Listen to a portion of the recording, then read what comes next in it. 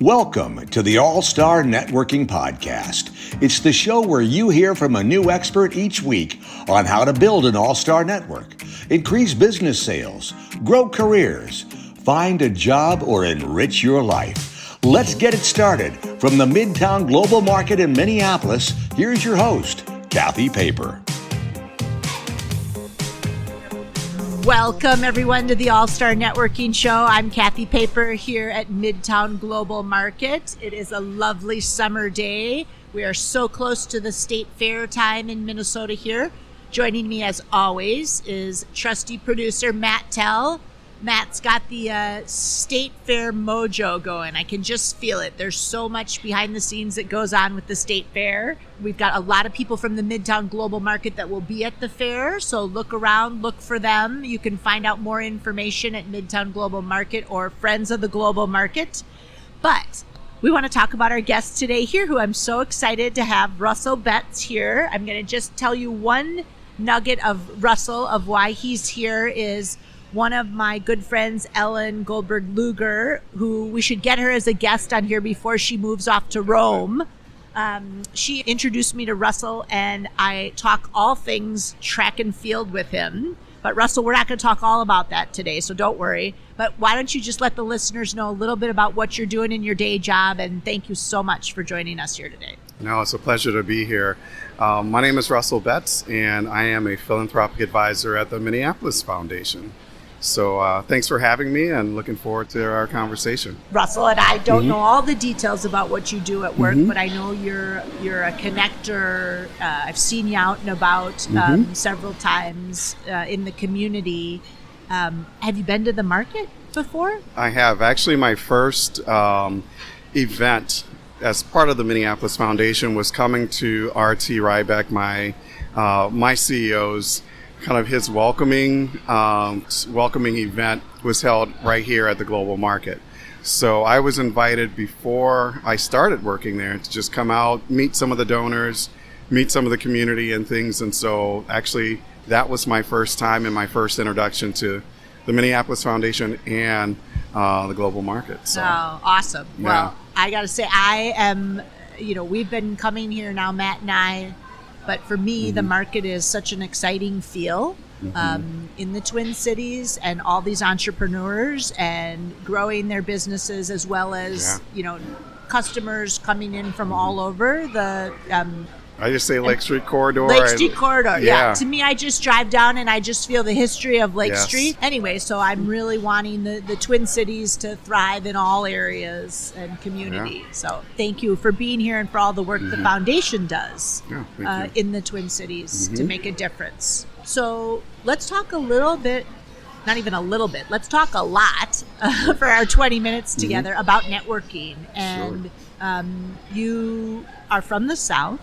Yes, I'm originally from a small town called Abbeville, Louisiana, and center of the state and right down on the Gulf. So nice. And your track career brought you north? Yes. So I got a track scholarship to the University of Wisconsin-Madison, where I was a 400-meter hurdler and a triple jumper, and that got me out of the South, which I still love the South, but I love Madison. I am a Badger through and through.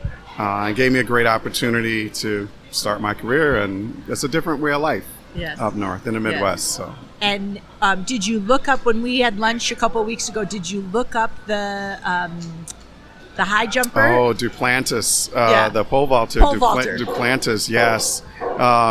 Because his father, I learned during our conversation, actually, that he was during my era. So Greg was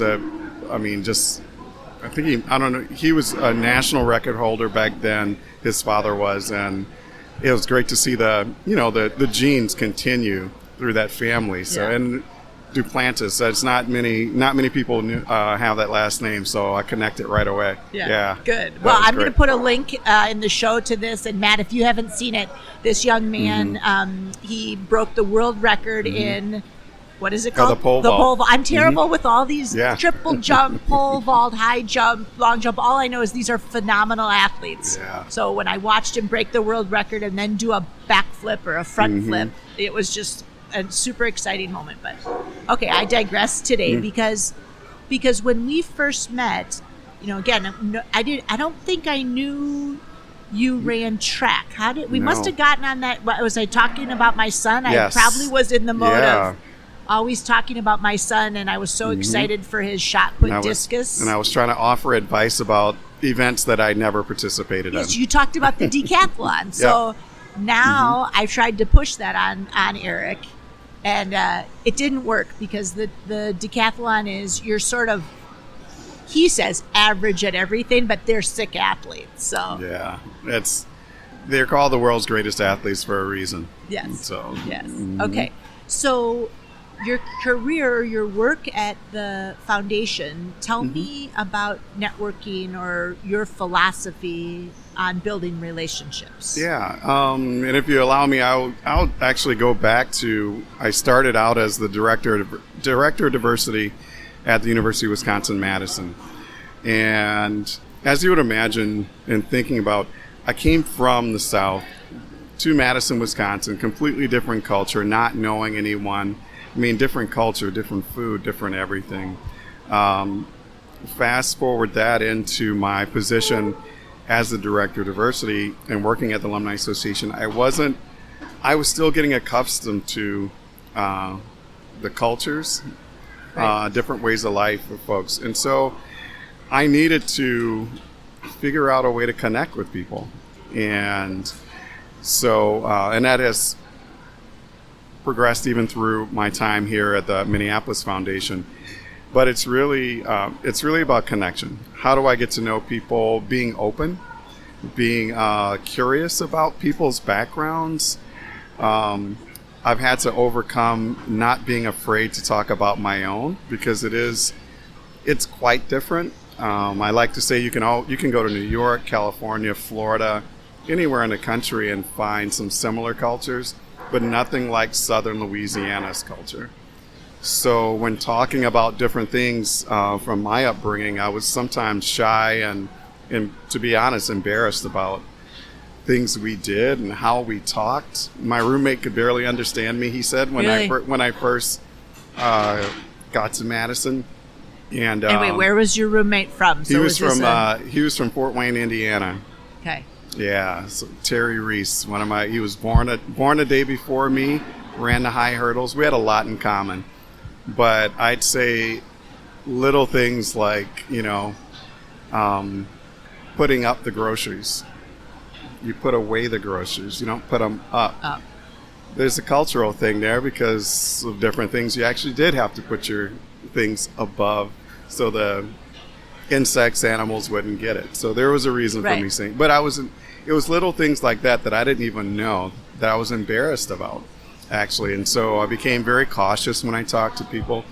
So getting back to your question and to the topic, being vulnerable and open and wanting to learn about people are some of the things that I needed to get incorporate into my lifestyle very quickly in order to survive, really. Right. Or I needed to move back south. Well, I'm fascinated because, Wisconsin is a Big Ten, Division I school that's massive, right? But I was struck by the track culture, even at, smaller school. It really is community. So was that how you developed? Your roommate ran track.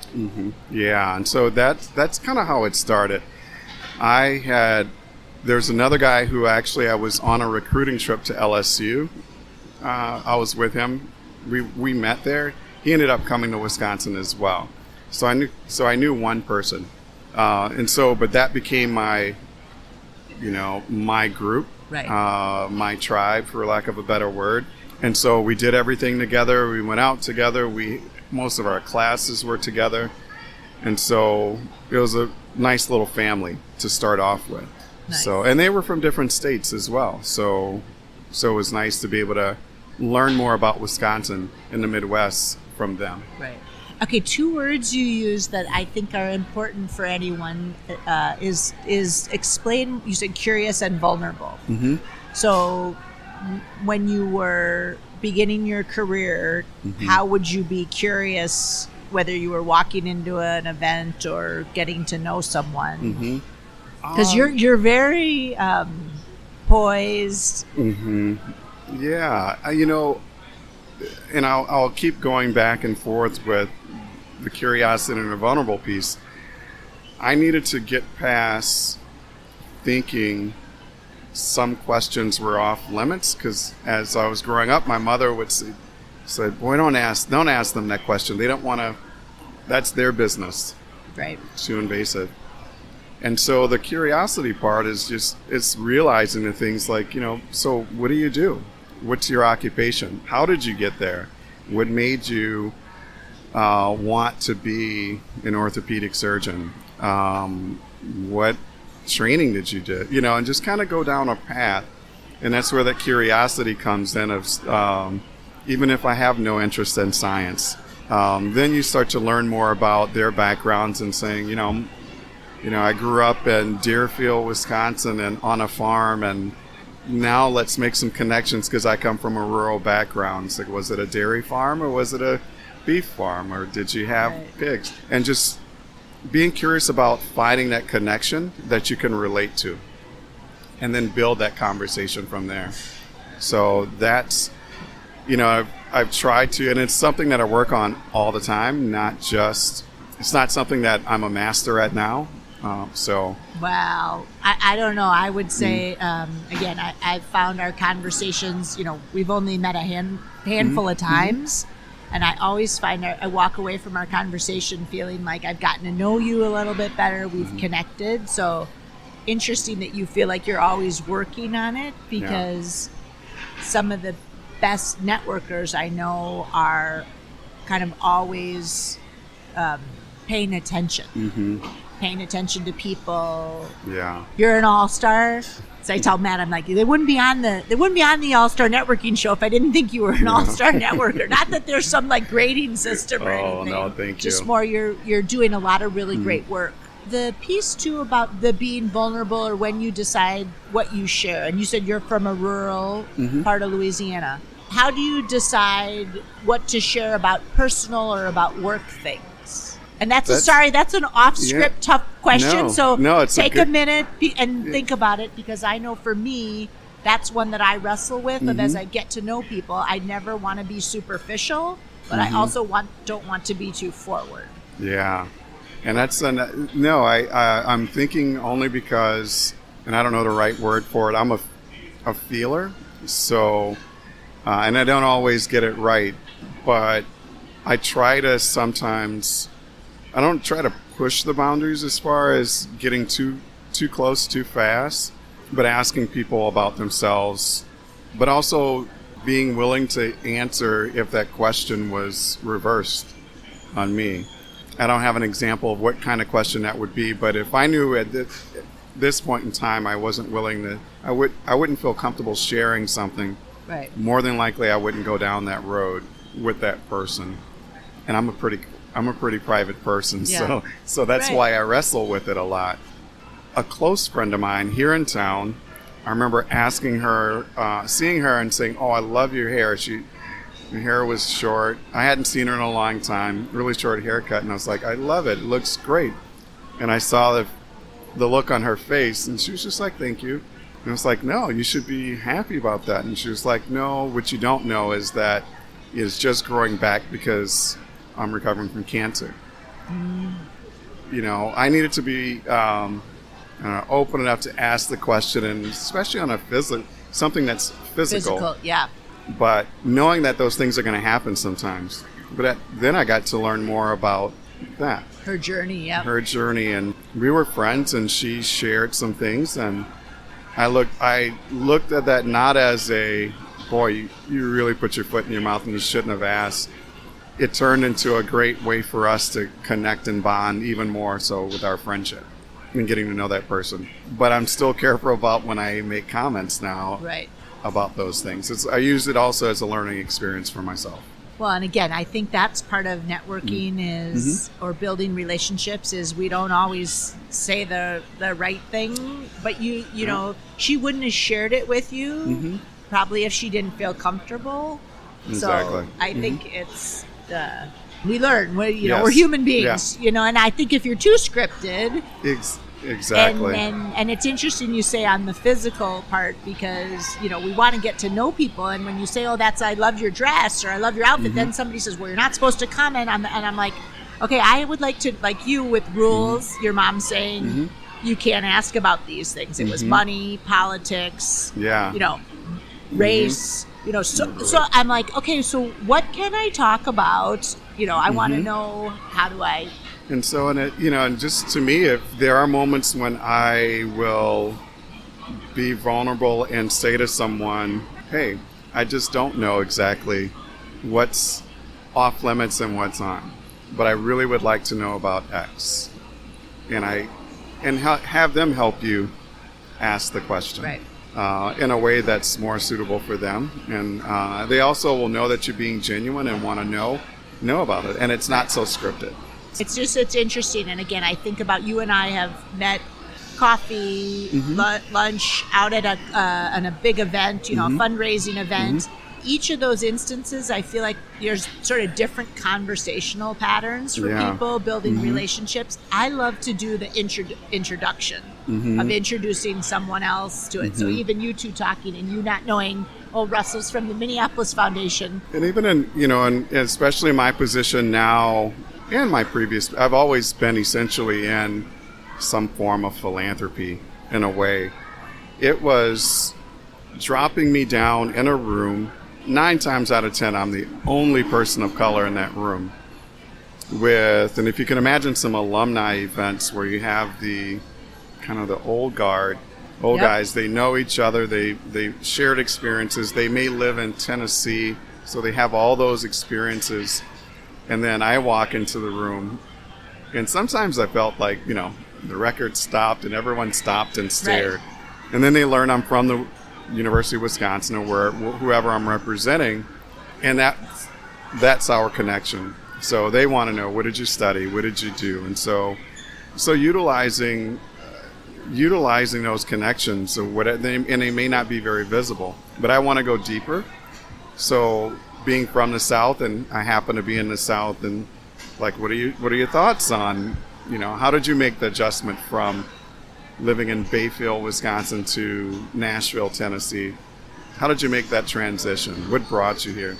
Again, being curious and things, and and then offering advice if I can. And do you? I just wrote a newsletter on follow-up and follow-up and reaching out with people. Are you a phone, email, text, LinkedIn person, or how do you like to connect with people? Again, something I'm continually working on. I probably am more of an email person, but I'm still trying to do a better job of that. I also knew someone, taking some things from a salesperson I knew, who I really and truly believed had a Rolodex of, on this week I'm calling this person, and next week I'm calling this group of people, etc. I don't like being so scripted, but I certainly see the value in doing that. So I will sometimes just randomly, I did it today. There was about 3 people on, not professionally, but from a friendship aspect of my life. I texted about 3 or 4 people and was just like, I'm thinking about you, wanted to say hello. I hope all is well. To them, it may seem random. To me, it may seem random. But it really is just staying in touch with people.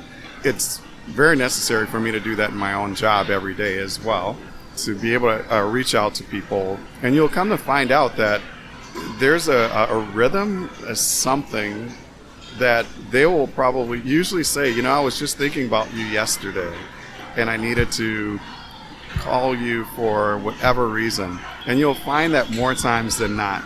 So when you're thinking about someone, if they pop into your head, write that email, make that phone call, send a text, whatever is convenient for you. 9 times out of 10, they're thinking about you too. And my one little quick nugget of that, my very first phone call when I got into philanthropy, I needed to call a donor to set up my very first meeting. And I was like, how do I do this? What do I say? And I said, you just got to do it. So I did it. picked up the phone, called, and he was like, exact same thing. I was just about to pick up the phone to call you. I got your email the other day and was going to follow up with you, and literally was going to do that.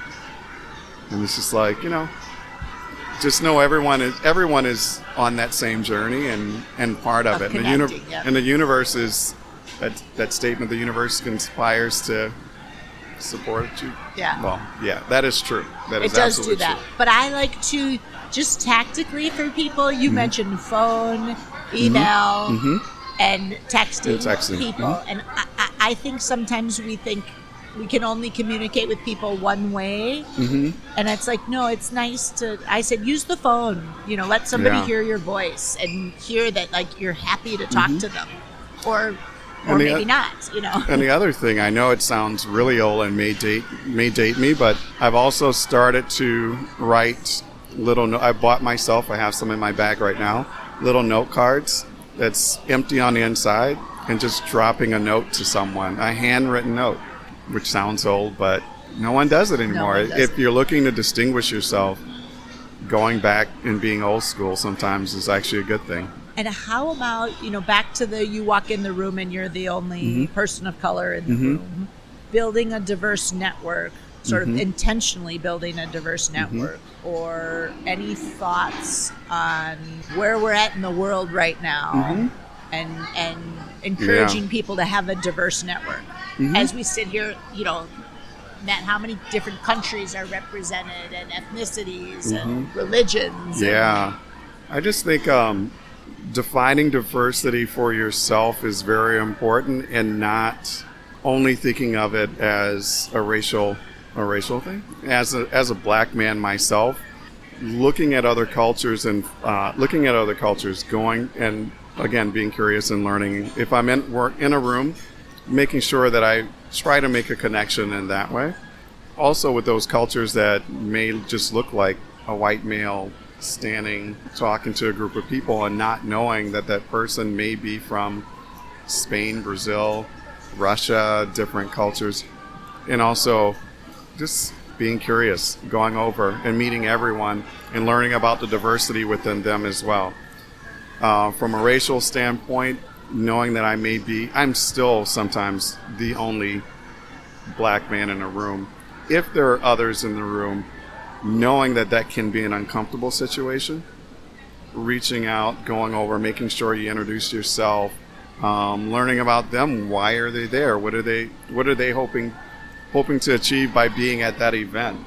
Right. I'm very open about those questions whenever I meet folks. Like, what brings you here? That's a good question. What brings you here, or finding that common ground connection. I also like that you say defining diversity for yourself. Probably said this, but I asked people to look at your holiday card list, and does it represent the diversity you would like to see? Yeah. In places that you are. And a lot of people, that sort of caught them off guard. One of the things, and you're going to think I'm just saying this because we were together, it's one of the things I remember. I remembered you said that once, and I don't know where it was, but because it made me think about it. Yeah. And also, who would I send a holiday card to, and the why? Yeah. So being in that room with folks and knowing what and also what their connection is to the event, to other people in the room, and then trying to find that common ground, that commonality amongst you all and all of us, and work from there and leverage that, because you never know where it's gonna lead. Awesome. I'm probably not going to be the best representative to talk about this. I know this place is pretty much attributed to RT and his time when he was mayor. As I mentioned, that was kind of his coming out party here at the Global Market. Joanne Stately, I can't even say enough about. I knew about Joanne working with a physician at the University of Minnesota who's like, you're in fundraising. Do you know Joanne Stately? Like, no, you should call Joanne Stately. Oh, I'm sorry. Joanne is she is one of our senior members on our community impact team. She's been at the foundation a number of years. But more importantly, her impact in the city as a whole, and I can't run down her resume, but she's just so extremely connected to all communities, especially our Native American community is just one. But she's leading right now our Main Street project that's helping to revitalize Lake Street, West Broadway, Midway, all the cultural corridors after the unrest a couple years ago. So she's leading that, and is just the right person to do that because she knows, and she's so smart. She's just terribly smart. Talk about construction stuff, and Joanna's like asking questions, and I'm like, "Did you used to be in that business?" She's like, "No." She just learns it. She's just that good. So love Joanna to death. And so no, but this, we are going to be hosting. It's not like I'm on a commercial. We're gonna I like this. This is the part of curiosity. So I'm curious. Yeah. You lit up, but he's from the Minneapolis Foundation. I had forgotten about that. RT was behind the market in this building and everything. Yeah. To me, history is fascinating, but it's also the people behind it that say, okay, we're going to shape the Twin Cities, or you call all these areas cultural corridors. So we want people to be shopping and supporting, and entrepreneurs are so much the part of the fabric of the Twin Cities, as are the Fortune 500 companies. Yeah, we're hosting a bus tour, 2 bus tours, where as part of our Invest in PLS program, we have donors who contribute to a program. It's kind of like a revolving door loan program, and a number of the businesses that have been supported by it are kind of along Lake Street, including entrepreneurs here in the global market. And so I think we're going to start the tour here, the bus tour here, and then starts here and ends here. And we'll go up and down, visit businesses to allow our donors to see the impact that they're having in the community. Great. And hopefully they'll do more. And so Lake Street's. I was on a call yesterday with a fund that's working on the facades here on Lake Street. So Lake Street's huge for Working us. on what? The facades. The facades. Oh yeah. Yeah, and so helping to take down all the boards. If you've noticed, if you drive down, there's like tons of new murals on buildings now. Yeah. That's all part of our Restore, Rebuild, Reimagine fund. A lot of security cameras, new windows, just to have it feel like a vibrant place. All the things that you and I talked about, right. And getting people back down here and supporting the area. It's exciting to be part of that work. Yeah. And from a networking standpoint, meeting new people, coming down to Lake Street, whether it's in this building or walking some of the businesses, talking to them about what I do. And there's a natural curiosity, the Minneapolis Foundation. But then making sure to let those individuals and businesses know that it's about them, not about us. And from a networking standpoint, one can look at it as being very selfish. But I learned very early on that if you're offering something to help people out, that's the best form of networking that I've ever been able to do. Is saying, how can I help you? What can I may have just met you, and I know only one person in a room of 500. Maybe I can help you by introducing you to that person. And having it be about that. And so if there's a nugget that I would leave, that's it. It's not about me. And as long as I can remember that, and I'm always of service to someone else and to something, things are going to come your way. And people are going to remember that. That's the foundation I've built any of my networking on. And I've got to say, that's what makes you an all-star. So from the moment I met you, I can tell, and just seeing you out at an event and what you're doing for the Twin Cities. So I'm glad you now put your groceries away versus putting your groceries up. Yes. So thank you very much for being a guest today on the All-Star Networking Show. Thank you. Thank you. Thank you for listening to the All-Star Networking Podcast with Kathy Paper. To learn more about strategic networking and making impactful connections, visit rockpaperstar.com. Please join us in supporting the Midtown Global Market as a vital community resource that supports small business, cultural diversity, and free or low-cost programming. Reach us at friendsofglobalmarket.org.